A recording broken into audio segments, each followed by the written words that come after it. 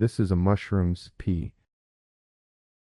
cubensis trip report by Stake 307, posted to aroa.org on May 10, 2020. I have read a lot about the history of psychedelic therapy. One name that appears often is Dr. Hans-Carl Luhner, a German researcher from the 20th century. He made a clear separation between two kinds of hallucinogenic experiences. He called the lower dose experience psycholytic, which he described as mind-dissolving. The higher dose experience he called psychedelic, which he described as mind-manifesting.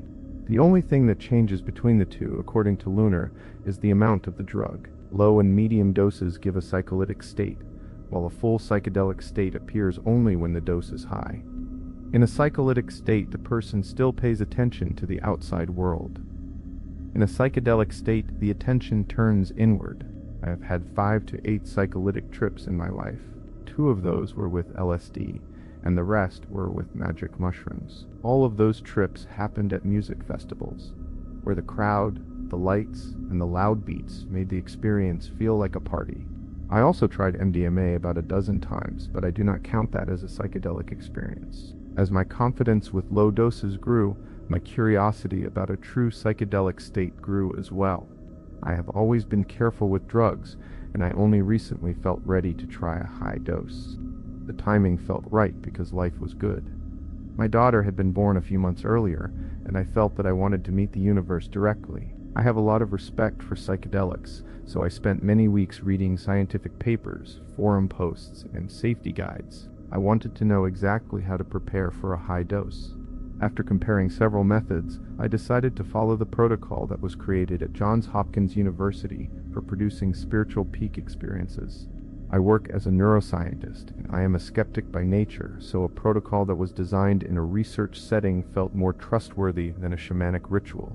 The Johns Hopkins protocol says that a subject should take 30 mg of pure psilocybin, which is roughly the same as 5 grams of dried Psilocybe cubensis mushrooms. After taking the dose, the subject lies on a couch, wears eyeshades, and listens to a specially prepared music program. The room is quiet, there are no other visual stimuli, and the goal is to let the mind turn completely inward. My purpose for the trip was not to heal a trauma or to find myself. I wanted to test my own skeptical mind and see if I could have a mystical experience that would challenge my usual way of thinking. I asked a good friend who has a lot of experience helping people on psychedelic journeys to be my sober guide. I did not think anything would go wrong, but I knew his presence would make me feel safer. We chose my friend's house in the countryside for the setting. The house had a large living room with a comfortable couch in the middle and a fireplace on one side. The firewood was already stacked, and the room felt warm and quiet. The night before the trip, we spent a few hours walking around the house, talking about the plan and making sure everything was ready. We talked about my expectations, my fears, and the schedule for the day. After that, we went to bed early. The next morning, I ate a light breakfast of toast and fruit. At about 10 o'clock, I measured out 5 grams of dried Psilocybe cubensis, ground them into a fine powder, and mixed them with a little water. I swallowed the mixture quickly, then rinsed my mouth with more water. I put the eye shades on, lay down on the couch, put the headphones on, and started the music program. I felt a little nervous, like the feeling I get before an important exam. I told myself that the nerves were normal and that I would be okay. The first visual signs appeared after about 20 minutes. Small, colorful threads began to drift across my closed eyelids. The threads formed simple geometric patterns, like lines and grids.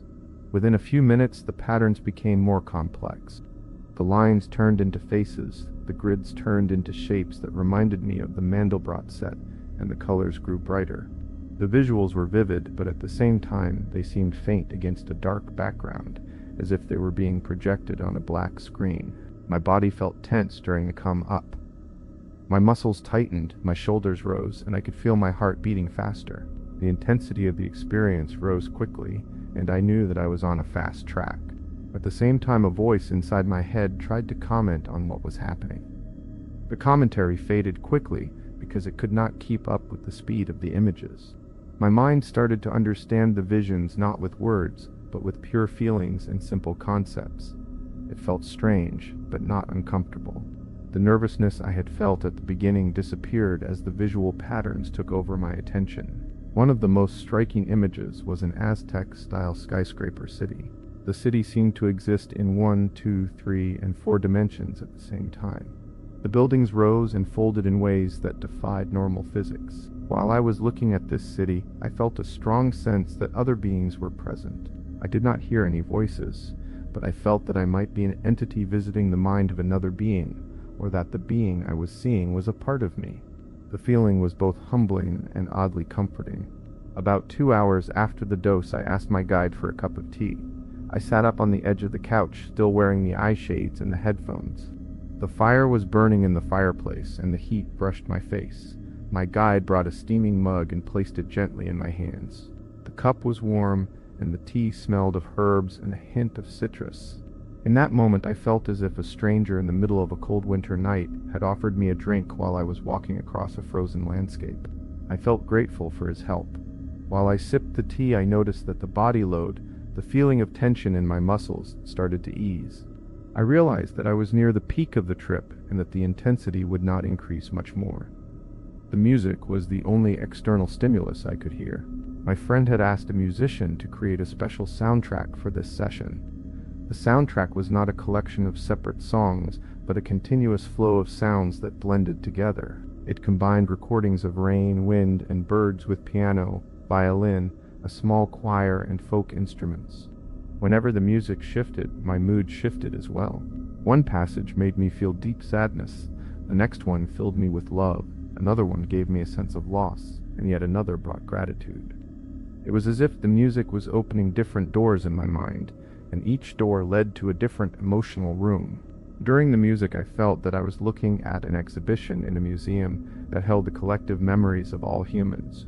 The museum seemed to contain everything that ever lived, thought, or felt. I walked through halls filled with bright paintings, dark sketches, and sculptures made of light.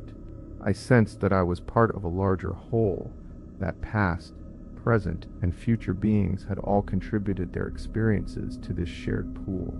In that moment, I understood a familiar spiritual insight. All is one. I felt honored to be allowed to walk through that space, even if only for a short time. Even though the museum felt timeless, I knew that my visit would end. After about 4 hours from the ingestion, the peak began to fade. The visual patterns slowed down, the colors became softer, and I could speak again without the effort I had needed earlier. I felt a deep fatigue in my body, as if I had run a marathon inside my mind. I lay back on the couch, let the music continue, and let the images drift lazily. Memories from my childhood and from recent years flooded my thoughts. I began to watch a mental movie of my own life. I thought about how I had met my wife. I remembered the first time we talked, the way her laugh sounded, the way the light fell on her hair. I realized that when my daughter is old enough, I would like to tell her the story of how I fell in love with her mother. I felt a strong desire for her to know that story. At the same time, I realized that I knew very little about how my own parents had met. I promised myself that I would ask them about their youth and their romance. Warm feelings of love and curiosity filled my chest. This part of the experience was not the most intense visual part, but it felt the most rewarding. I think this is where the therapeutic value of a psychedelic trip can be found. The mind is open enough to let you see relationships and values in a new light. Even though my ego was still softened, I could now describe my thoughts in words. I could relate the images to my life. Near the end of the session, I removed the eye shades, sat up beside the fireplace, and looked at a stack of family photographs that were on the coffee table. The pictures showed my daughter as a newborn, my wife smiling, and me as a child. Looking at those images felt like a fitting conclusion to the journey. About 6.5 hours after I swallowed the mushrooms, I still felt a faint afterglow. My guide and I walked outside to the nearby woods. The air was cool, the leaves rustled, and we talked about everything we had seen. We discussed the sense of presence, the museum, the Aztec city, and the feelings that had come up. The walk gave me a chance to ground the experience back into the physical world. I want to say a few words about how to handle the intensity of a high dose. In my view, the best approach is to stay with the trip.